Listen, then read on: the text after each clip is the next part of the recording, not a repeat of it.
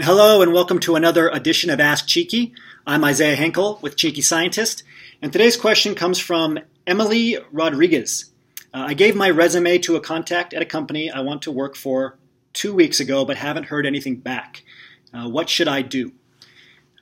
First of all, we've talked a lot about networking and following up in past episodes of Ask Cheeky, and after 2 weeks, it's certainly okay for you to follow up. If you are following up on a weekly basis and you're adding value when you follow up, you're not nagging someone or passively aggressively saying things like, did you get my last message, and so forth, they're not going to get annoyed with you.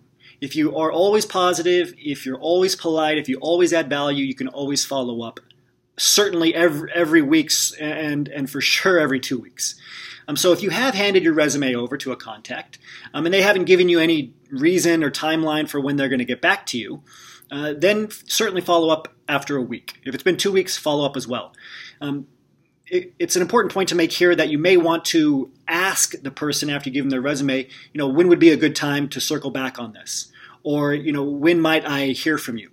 Right? Try to establish a timeline, whether it's after an informational interview, after an actual interview, after a discussion with a recruiter or hiring manager.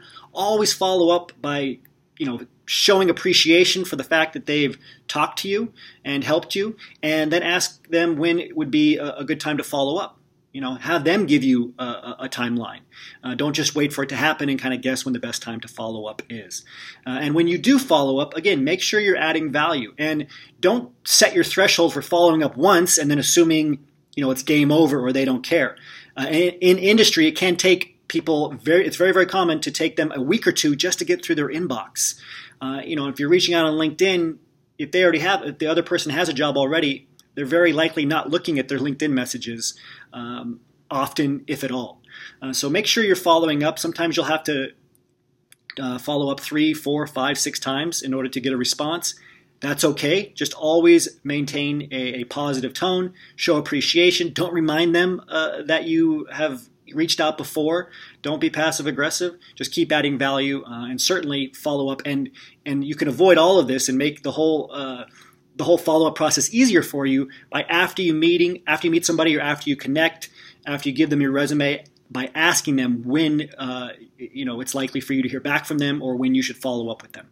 So hopefully this helps you. Until next time, remember your value as a PhD and start thinking and acting like a successful industry professional.